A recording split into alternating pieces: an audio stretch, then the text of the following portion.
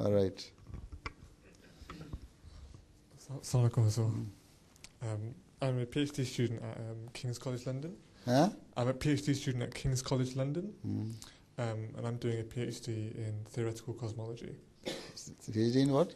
Theoretical cosmology. Theoretical cosmology. Ji. Acha. So that the specific area that I'm looking at is. How many planets you have seen up till now?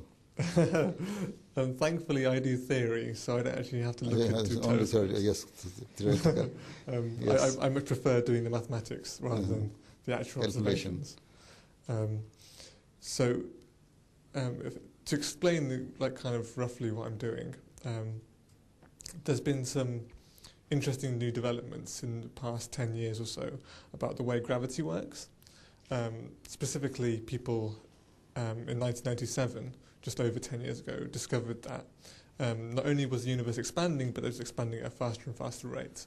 The universe is expanding? Yes, but not only is it expanding, people knew that from like the 1920s. In 1997, they discovered that the rate of expansion is getting faster. Yes, getting fast, yes.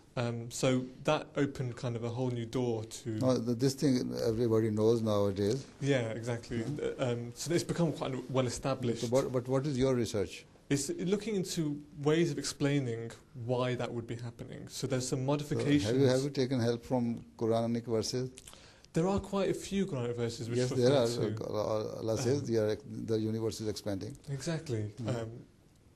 So to take specific guidance from verses of the Quran certainly it drives you forward. If you quote this verse before your scientists, I think it should be very surprising and astonishing for them.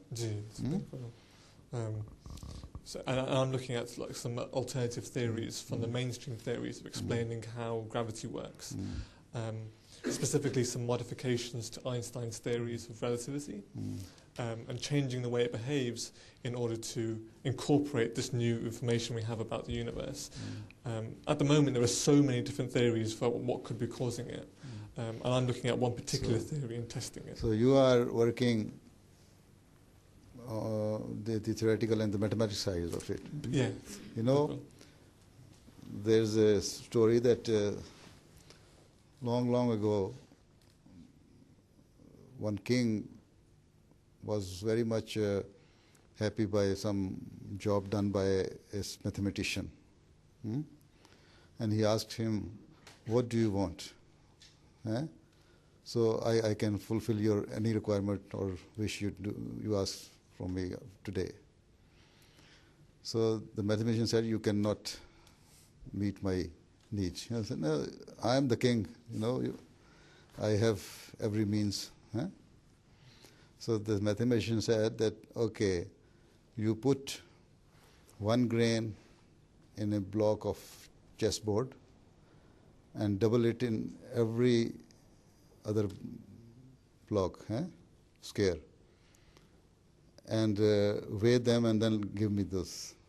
And then when they calculated, even I calculated some years back, the total production of the grain was of the whole world was not even up to that. So this is how mathematician can keep the person quiet.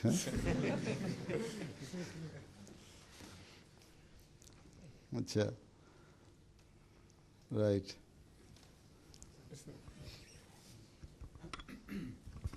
Assalamu alaikum warahmatullahi wabarakatuh. My name is Ahmed Manan.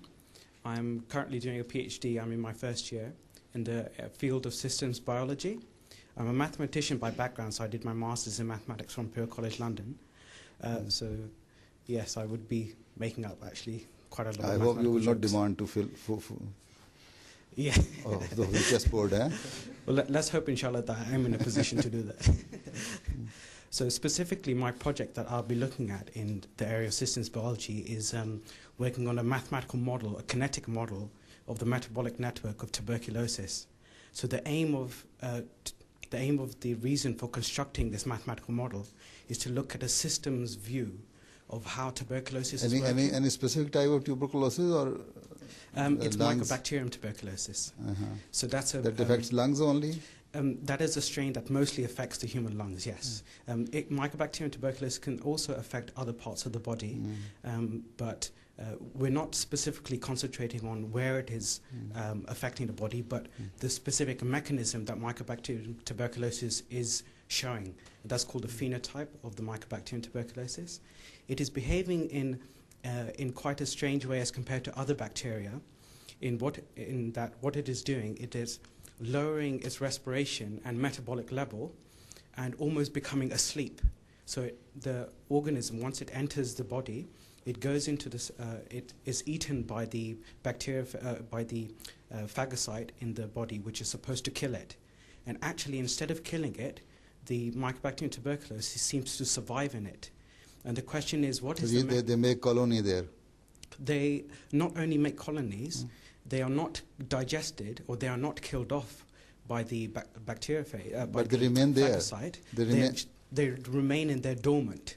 So in fact, people... they remain there dormant, they don't multiply, don't know...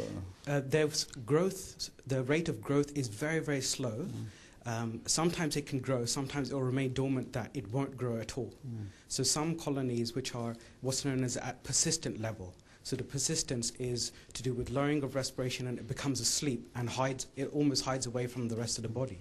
So the body immune system, from my understanding so far... So you are trying to improve the immune system against this, or to make them dormant and remain there and don't multiply, or to kill?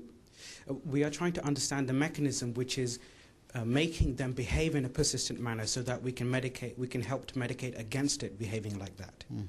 Because at the moment, tuberculosis, you have to take about 5 different medicines for 6 to 12 months to be able to try and flush out the tuberculosis bacterium colonies from your lungs or wherever it is in your body. But if the bacteria, and about 1 to 5% of the bacterial colony turns or behaves in a persistent way, so it is very difficult to kill off. And this is why some patients who have had tuberculosis... It recurs. It recurs again, yes, because this not only does it switch to going to sleep and remains dormant for a couple of years, but if your immune system goes down again, it can re-emerge, it can switch back to the fast-growing state. So then people re-emerge with tuberculosis. So this is why a lot of people who have had tuberculosis from before, it reoccurs in them. So we are trying to understand from a mathematical perspective and using the mathematics to look at the whole cell. Mathematically, you will prove that they have died. Huh? No, mathematically we'll try and prove what is the mechanism that is making them fall to sleep. And without seeing that whether they are living there and active or not. Sorry, when... Mathematically, you may prove that they are no more. Yes. But if they are there, then...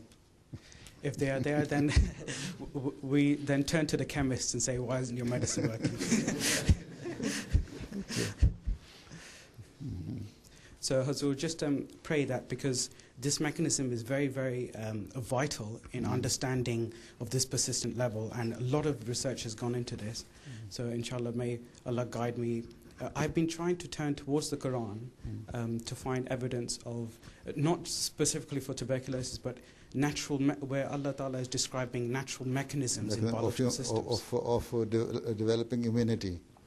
Of developing immunity, but not only immunity, but even the bacteria which is sent down, because bacteria has also been created, and it has its own physics.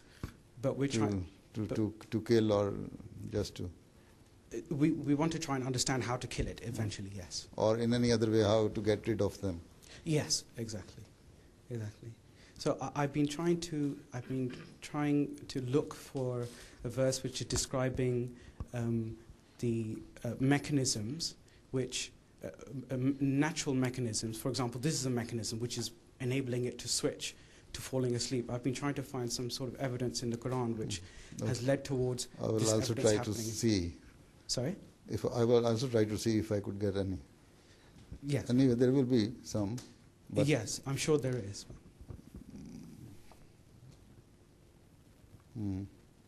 There will be. There are, anyway. There are, yes. Yeah. I know there are some implicitly explained in the Quran. Obviously, it's not explicitly explained, but it is very good guidance in terms of the general picture. Yes, of course. because Quran gives the broad guidance. Oh yes, of course, yes. Then who else? MSc. He is Wakfino. Yes. There are some Wakfino students also sitting here. He is also Wakfino. Ye bhi, ye dono. They are all going to be scientists.